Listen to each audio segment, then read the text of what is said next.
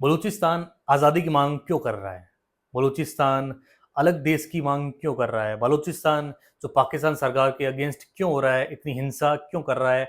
Soldiers को क्यों मार रहा है? ये जवाब आपको तभी मिलेंगे जब बलूचिस्तान का इतिहास जानोगे, बलूचिस्तान क्यों इतना ऐसे बना और अब वर्तमान में प्रेजेंट में बलूचिस्तान पाकिस्तान सरकार के खिलाफ क्यों है। सबसे पहले बात करते हैं बलूचिस्तान के बारे में कि बलूचिस्तान एक प्रांत है पाकिस्तान का, जैसे कि सिंध प्रांत है और खैबर पख्तूनख्वा प्रांत है। अब जो बलूचिस्तान है ना 44% एरिया वाइज पाकिस्तान का हिस्सा रखता है, लेकिन सिर्फ 5% ही पाकिस्तान की आबादी रखता है।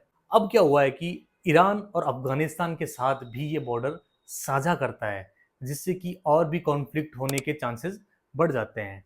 ये हुआ उसकी जोग्राफिकल लोकेशन के बारे में। एक पॉइंट ये भी है कि जो ईरान है ना, ईरान के जो साउथ ईस्ट में आता है और जो मेन पाकिस्तान के साउथ वेस्ट में आता है। ये हमने बात कर ली उसके जोग्राफिकल लोकेशन के बारे में। अब प्रश्न उठता है कि ये इस तरीके हिंसाई क्यों कर रहा है। तो पहला रीज़न ये है कि बलूच जो कि भाषा है वो एक बलूचिस्तान की अलग से एक सेपरेट भाषा है। तो पाकिस्तान क्या करता है कि उन पे उर्दू थोपना चाहता है कि आप उर्दू बोलिए, क्योंकि सीधी सी बात है, एक बलूचिस्तान एक बलूच वो अलग एथेनिसिटी है वहाँ की। तो बलूच भाषा बोलने के लिए वो जो लोग हैं बोलने वाले और वो उर्दू भाषी जो लोग हैं पाकिस्तान के, वो लोग उन पे थोपना चाहते हैं उर्दू। और दूसरा रीज़न ये है और मोस्ट इंपॉर्टेंट रीज़न यही है कि वहाँ के जो रिसोर्सेज हैं बलूचिस्तान के, वो प्रॉपर रिसोर्सेज पाकिस्तान में यूज होते हैं, इस्लामाबाद में यूज होते हैं, रावलपिंडी में यूज होते हैं। गैस, ऑयल और कॉपर, ये गोल्ड, ये सारा चीज़ें जो है, जो मिनरल्स है, वो बलूचिस्तान से आता है, लेकिन वहाँ पर डेवलपमेंट नहीं होता है। तो दूसरा रीज़न और ये मेन रीज़न ये हो गया। तीसरा रीज़न ये हो गया कि जो भी बलूचिस्तान में पाकिस्तान सरकार के खिलाफ होता है और बलूच भाषा को समर्थन देता है, उनको गायब कर दिया जाता है। भले वो ऑफिशियल वहाँ के बलूचिस्तान के कोई भी कर्मचारी हो, गवर्नमेंट कर्मचारी हो और वहाँ के कोई भी लोग हो, तो उनको गायब करा दिया जाता है। एक डेटा सामने आता है कि 7,000 से ज़्यादा लोग वहाँ पर गायब हो चुके हैं, जो कि बलूच भाषा और बलूचिस्तान को जो समर्थन करते हैं और पाकिस्तान के खिलाफ हैं। और चौथा रीज़न आता है कि इस्लामाबाद में जो राजनीतिक व्यवस्था है और रावलपिंडी की जो सैन्य व्यवस्था है, उसमें क्या होता है, इनका जो प्रतिनिधित्व है, रिप्रेजेंटेशन है, वो ना के बराबर है।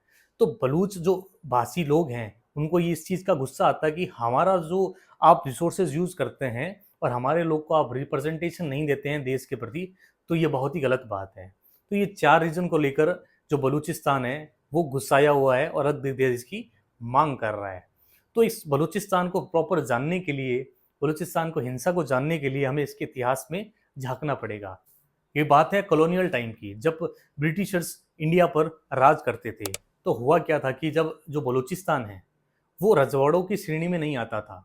जैसे कि बता सकता हूँ मैं कि हैदराबाद हो गया, जैसे कश्मीर हो गया, वहाँ की स्वायत्तता मिलती थी कि आप अपने शासन, अपने रूल अपने हिसाब से चला सकते हैं, ना कि एक अंग्रेज़ों के हिसाब से। तो ब्रिटिशर्स अपने इंटरेस्ट के लिए कलात खानते को क्वेटा से मकरान, ये लासवेला, ये कुछ क्षेत्र जो होते हैं, वो दे देते हैं अपने अधिकार करने के लिए कलात खानते को। और ब्रिटिशर्स इंटरेस्ट रखते हैं इन चीज़ों में, तभी कलात खानते को ये सारी चीज़ें, ये सारा क्षेत्र दे देते हैं और उनको ये स्वायत्तता दे देते हैं, ऑटोनॉमी दे देते हैं कि आप यहाँ पर रूल अपने अकॉर्डिंग चला सकते हैं।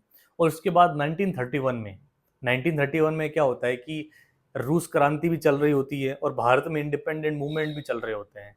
तो उस दौरान बलूचिस्तान में हिंसा तो पहले से ही हो रही है भाई, एक आवाज़ दबाई जा रही है, एक राजा महाराजाओं द्वारा, ब्रिटिशर्स द्वारा। तो होता क्या कि 1931 में एक रूस क्रांति भी चल रही होती है और इंडिया का इंडिपेंडेंट मूवमेंट भी चल रहा होता है।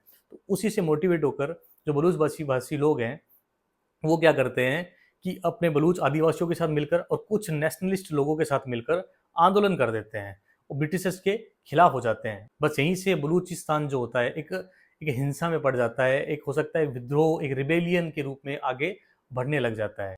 फिर बात आती है 15 अगस्त 1947 में।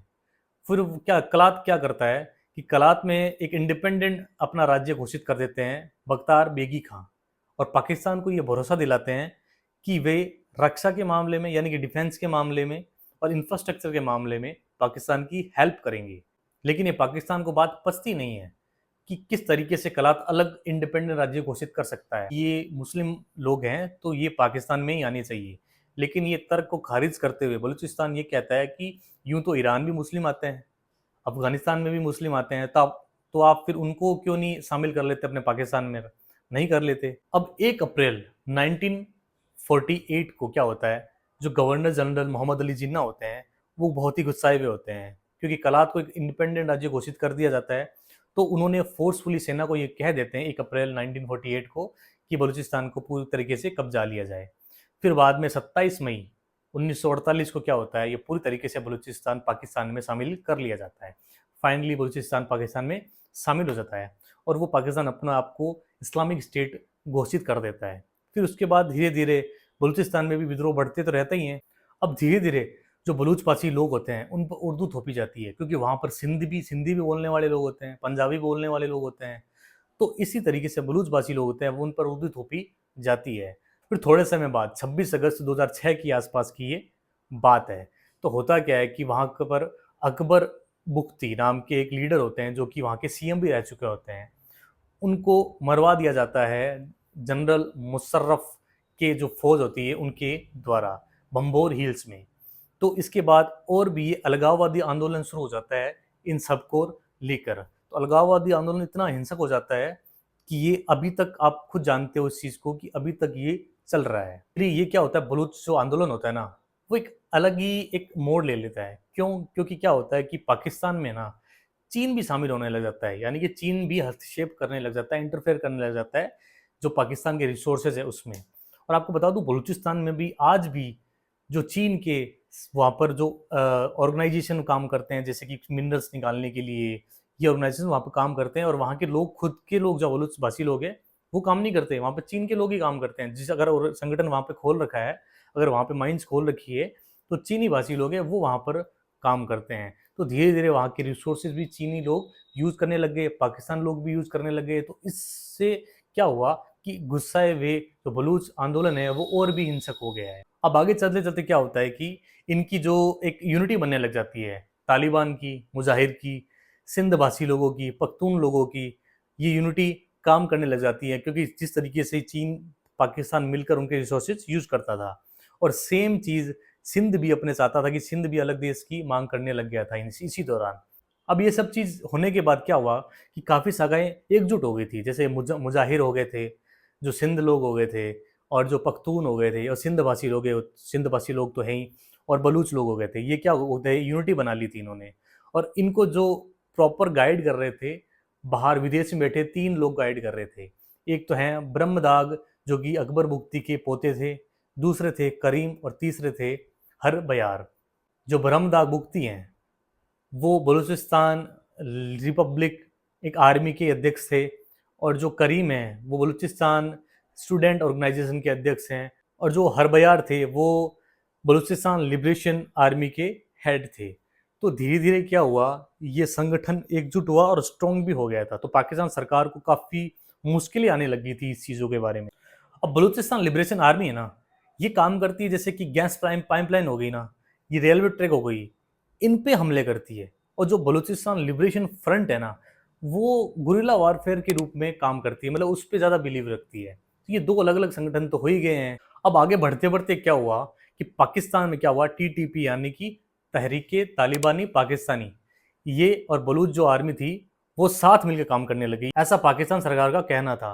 क्योंकि जो टीटीपी थी ना वो उनको ट्रेंड करती थी, जो कि बलूचिस्तान आर्मी थी ना, लिबरेशन आर्मी, उनको ट्रेंड करती थी, ऐसा कहना था पाकिस्तान सरकार का भी। तो उसके बाद धीरे धीरे क्या हुआ, जैसे कि लास्ट टाइम कुछ महीने पहले जाफर एक्सप्रेस था, उसमें हमले किए थे बलूचिस्तान लिबरेशन आर्मी ने, और 16-17 से ज़्यादा जो सोल्जर्स थे बलूचिस्तान लिबरेशन आर्मी ने पाकिस्तान सोल्जर्स को कार समेत ही उड़ा दिया था।